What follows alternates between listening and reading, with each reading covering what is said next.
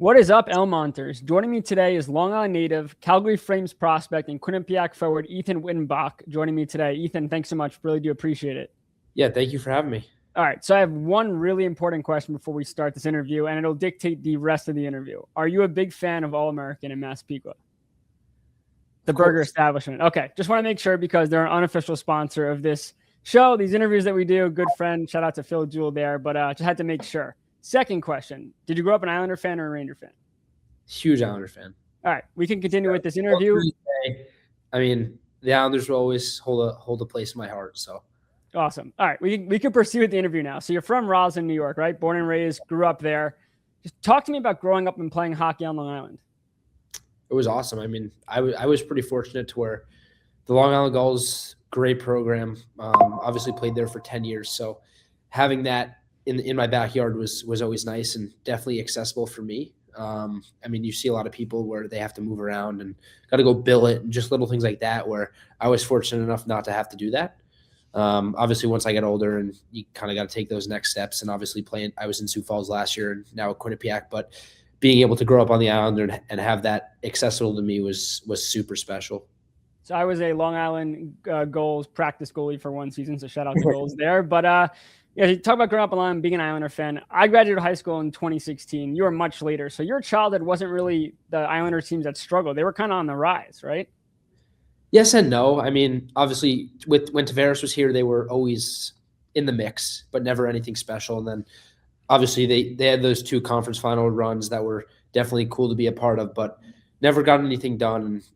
It is what it is, but I think they're kind of now back up on that uprise a little bit. I mean, obviously, they're doing really well this year, and they should make the playoffs. So I think, especially as a kid who was always an Islander fan, I think it's good to see that they're back and doing well. Do you remember your first Islander game that you did go to? I don't remember my first one. My dad took me when I was pretty young. But I mean, I do remember like the 2021 conference final run. I went to, I think, 7 playoff games that year. So I definitely took advantage of the Coliseum, it being the last season. I would tell my parents that I got to be at the last game, and then they kept winning. So I definitely got pretty lucky that playoff run, but I think it's always fun to go back to games. I mean, when I'm home, I go to a ton of games.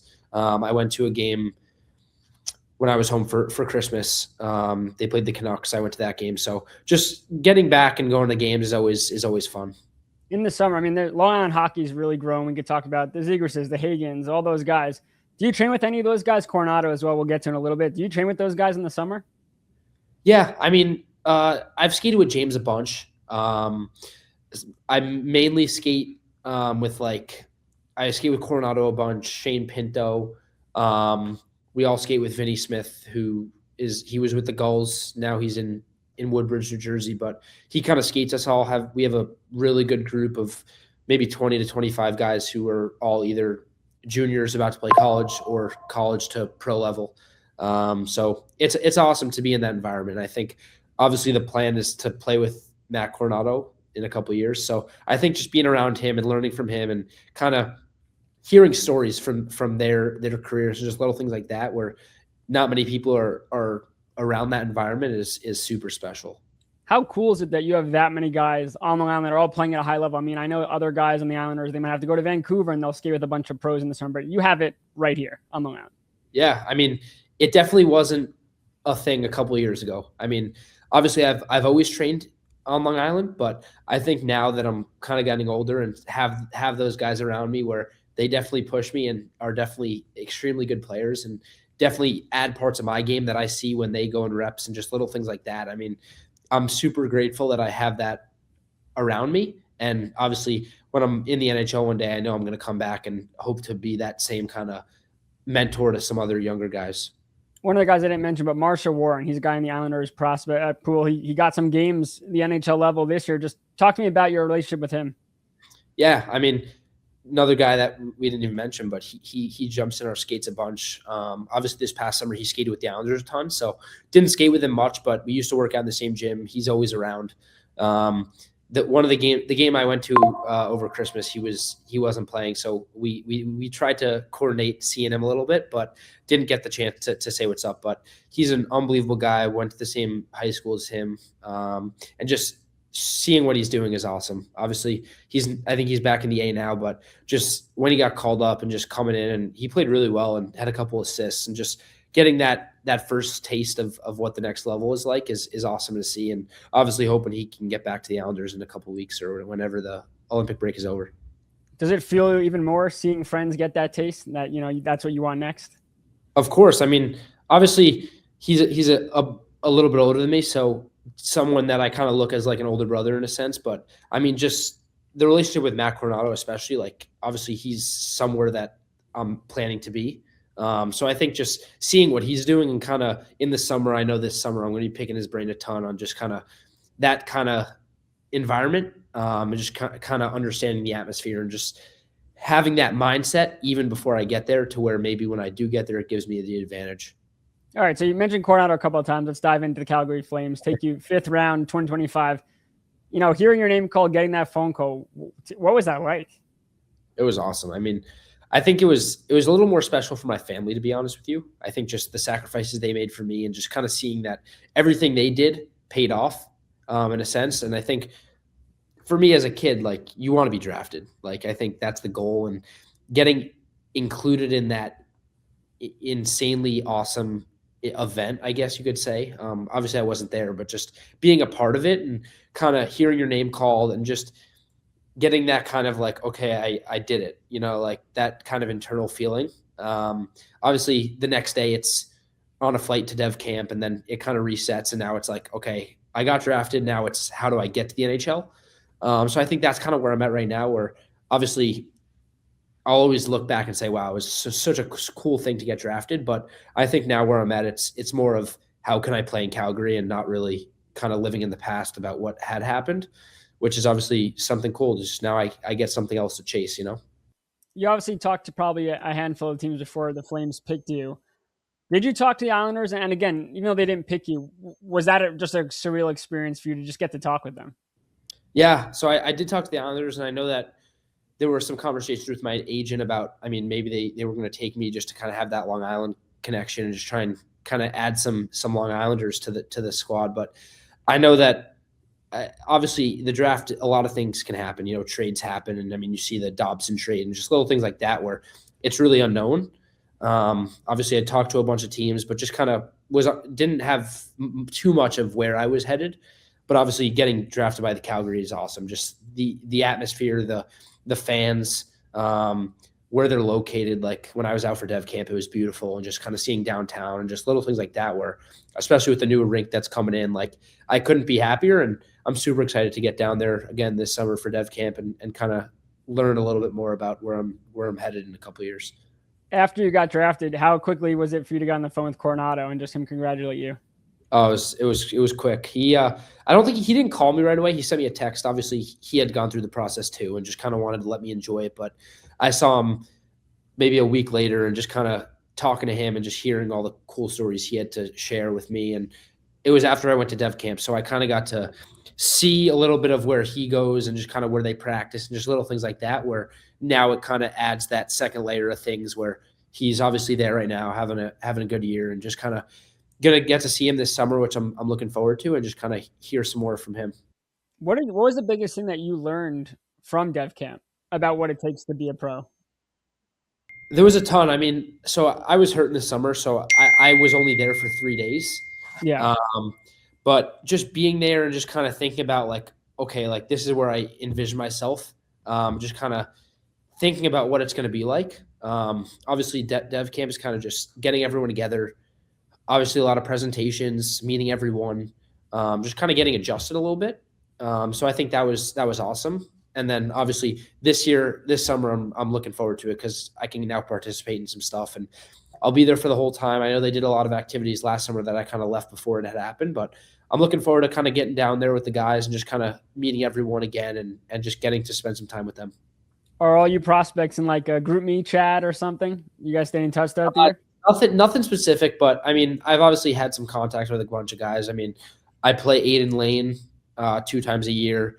I've talked with Potter a bunch. Obviously, he got hurt, so I just texted him, just kind of wishing him luck in his surgery and stuff. And then, I mean, Maceo Phillips I've known for a good amount of time. So there's definitely a bunch of guys that I'm close with, and I've kind of built relationships with them. But I think it's good to get back every summer and just kind of reintroduce yourself. And obviously you play against a bunch of guys, but it's definitely a different feel when you're kind of in the same environment on the same side. Obviously, you went and played in the USHL. When did Quinnipiac come onto your radar? And was that your top school all the way, or were there other schools you're like, you know what, maybe I'll take a look, I'll go tour? Yeah, so I visited a good amount of schools, to be honest with you. I didn't want to jump to any conclusions. I wanted to kind of find the best spot for me.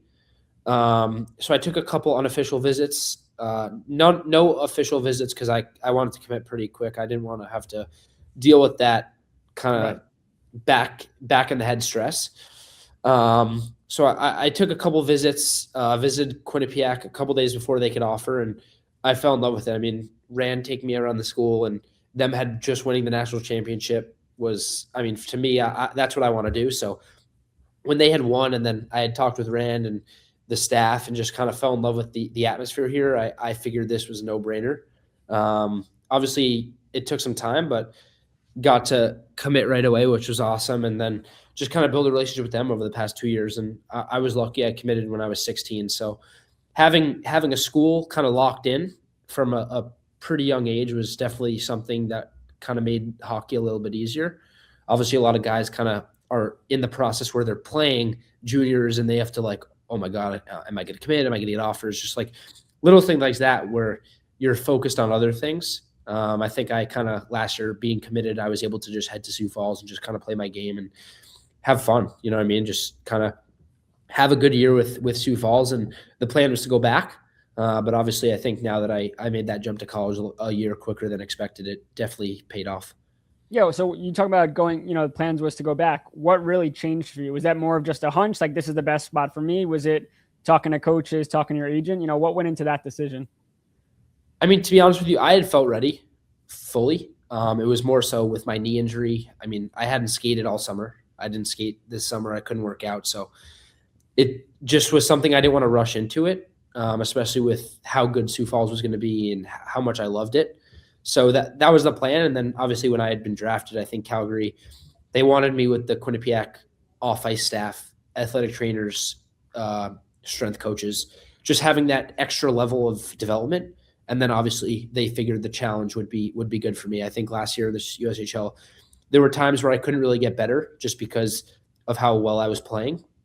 It's tough for a coach to coach you when you're scoring every game and just having those types of kind of putting that into the team. So I think having this jump now where obviously I'm still producing and playing really well, but I know Rand is gonna shape me into the player I need to be to get to the NHL and play for Calgary. Yeah, you seem well aware that you need a 200-foot game to play. I mean, we've seen prospects in the Islander system and every system where there's so much scoring potential and talent, but you can't do other things right. You can't really play. So you talk about, not being able to train the whole summer, having your injury. Just want to read, I mean, you know how good you are at this point. I'll just read your stat line for the viewers. 19 goals, 28 assists, 47 points in 30 games, a hat trick a few days ago. I mean, take me through what this season's been like for you. Yes, I mean, it's been crazy. I mean, I think the media and just kind of that stuff is kind of putting it into perspective, just kind of the attention I'm getting. Obviously I'm trying to keep it out of my head, but I think it's tough to do that. Sorry. No. I'm just trying to use it in a positive way. I think I can take the attention I'm getting and turn it into kind of that internal confidence to where like, okay, I feel like I deserve this. And now like I can use this to my advantage and continue to play my game and just kind of continue to show people the player I am. Obviously you don't want to get cocky or overconfident, but I think using it in the right way could be good. And I think just kind of showing people, I feel like I've always been a good hockey player. And I think that I've always could have been in the conversations with other players, but I think now I'm kind of proving to people that I deserve to be in those conversations. And that's kind of the goal for the rest of the year. Handling the media, I'm always so curious if there's training at such a young age for that, but also you got to see what James Higgins just went through. I mean, how much did you pick his brain, about attention, about handling media, or for you, is it just, I'll learn how to deal with it on the fly. Like you said, you have the right attitude about it. Yeah. I mean, obviously we skate a bunch I have a ton of interaction with him. I mean, we see each other a bunch, but I think it's weird, like he's a year older than me. We were in the same draft class. We play against each other now. Like, it's just kind of that competitive side where it's like, I don't know if I'm maybe choosing him to go to him with that type of stuff. Right. But I think it's obviously good to have. I mean, we had the same agent. He's obviously a first round draft pick, so he definitely had the media attention a ton throughout the summer, and just kind of still getting it obviously with the Bean Pond stuff. So he's obviously someone that I've always kind of looked up to a little bit, especially from the island. But I think I've kind of proven people that I'm kind of on the same level as him now, and definitely going to be really cool to now where we can be the next kind of wave of players from the island, and hopefully to play against him in the NHL. You talk about, playing against Higgins. What about, I know Yzerman was hurt a little bit. I'm not sure if he had a big chance to play against him yet, but what about his game really stands out to you? Yeah, I think obviously you see his goal scoring. I mean, obviously that stands out pretty quickly. Just a little bit. I think just kind of the mindset to where you have to know where he is on the ice. I think it's pretty valuable. I think he's obviously a goal scorer, but I think just kind of you always have to be aware of where he is, and if he has the puck, I think his shot's lethal. I mean, from anywhere on the ice, it's you see it, all the clips. So I think just having that ability to where like you're always looked out for when you're on the ice is huge, and I think that's something that he has, which is obviously why he was drafted so high, and obviously why I know a lot of Islander fans are excited. Yeah, to wrap this up, we'll go back to the Islanders for a second. You talked about being an Islander fan growing up. How much did watching the Islanders at a young age fuel your desire to take hockey to the next step? Obviously, there are a ton of fans that played hockey that never really say, "Okay, I'm going to sacrifice. I'm going to go hang with my friends instead of hitting the rink." Like for you, what made you fall in love with Islanders hockey, and how much has that pushed you to, living out your dream hopefully real soon? Yeah, I mean, so my dad and his family, they had a really good relationship with Butch Goring. They were neighbors my dad's whole childhood, and so he was kind of around Butch a ton with Butch's two daughters. So they're really close. I still talk to them as whenever they reach out. So having that relationship with Butch's family, and then obviously seeing what he did. I mean, my dad has pictures in the Stanley Cup when they had won the 4 in a row. So having that kind of in the back of my head a little bit, and just kind of having that relationship and seeing what he did. And then obviously growing up, my dad was a huge Islander fan because of it. And so as a kid, you always kind of follow what your dad is.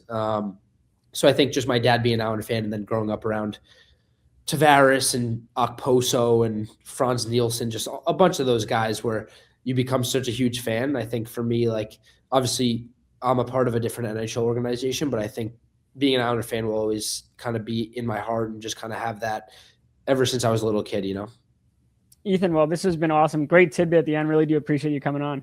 Yeah, thank you so much. I appreciate it. It's great to come on here.